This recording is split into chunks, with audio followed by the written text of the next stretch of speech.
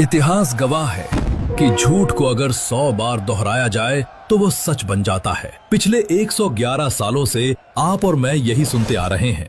Titanic एक iceberg से टकराया और डूब गया। बस इतनी सी कहानी। क्या आपको वाकई लगता है कि उस समय का सबसे बेहतरीन इंजीनियरिंग का नमूना, जिसे ईश्वर भी नहीं डुबो सकता कहा गया था, वो सिर्फ बर्फ के एक टुकड़े से टकराकर महज 2.5 घंटे में अटलांटिक के नक्शे से मिट गया? अगर मैं आपसे कहूं कि उस रात टाइटैनिक के साथ जो हुआ वो हादसा नहीं बल्कि एक शिकार था, तो क्या आप यकीन करेंगे? अपने कमरे के दरवाजे बंद कर लीजिए, हेडफोन लगा लीजिए और अगर दिल कमजोर है तो वीडियो अभी छोड़ दीजिए, क्योंकि आज मैं आपको टाइटैनिक की वो क्लासिफाइड फाइल खोलने जा रहा हूं जिसे दुनिया से छिपाया गया। लेकिन उस गहरे राज को जानने से पहले अगर आप में सच्चाई की आंखों में आंखें डालने की हिम्मत है तो चैनल को अभी सब्सक्राइब करें और बेल आइकन को जोर से दबाएं, क्योंकि ये सफर आपको डराने वाला है। 14 अप्रैल 1912, समय रात के 11 बजे।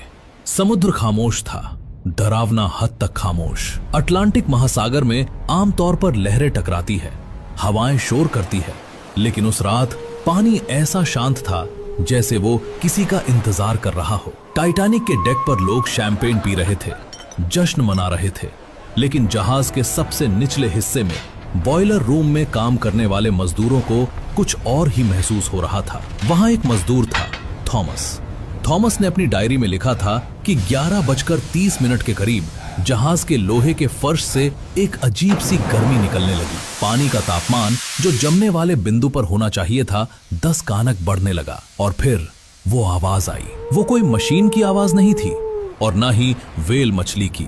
वो एक गहरी भारी हमिंग साउंड थी जो सीधे इंसान के दिमाग पर असर कर रही थी। ठीक 11:40 पर ऊपर ब्रिज पर खड़े फ्रेडरिक फ्लीट ने अंधेरे में कुछ देखा। हमें बताया गया कि उसने बर्फ का पहाड़ देखा। लेकिन रुकिए, फ्रेडरिक ने पूछताछ के दौरान एक बात दबी जुबान में कही थी जिसे रिकॉर्ड से हटा दिया गया। उसने कहा था, वो बर्फ नहीं थी साहब, बर्फ काली नहीं होती और बर्फ सांस नहीं लेती। असल में टाइटैनिक ने अनजाने में एक प्राचीन सीमा को पार कर लिया था। बाइबल में जिस समुद्री राक्षस का जिक्र है, जिसे लेवियाथन कहा जाता है, विनाश का देवता, समुद्र का राजा, टाइटैनिक उसके इलाके में घुस चुका था। वो विशाल काली छाया कोई आइसबर्ग नहीं बल्कि लेवियाथन की सोई हुई पीठ थी। जहाज की टरबाइनों के शोर ने उस राक्षस को जगा दिया था। जैसे ही जहाज उस काली चट्टान से टकराया, लोग कहते हैं टक्कर हुई, लेकिन सच तो यह है कि जहाज टकराया नहीं था, उसे रोका गया था। लेवियाथन ने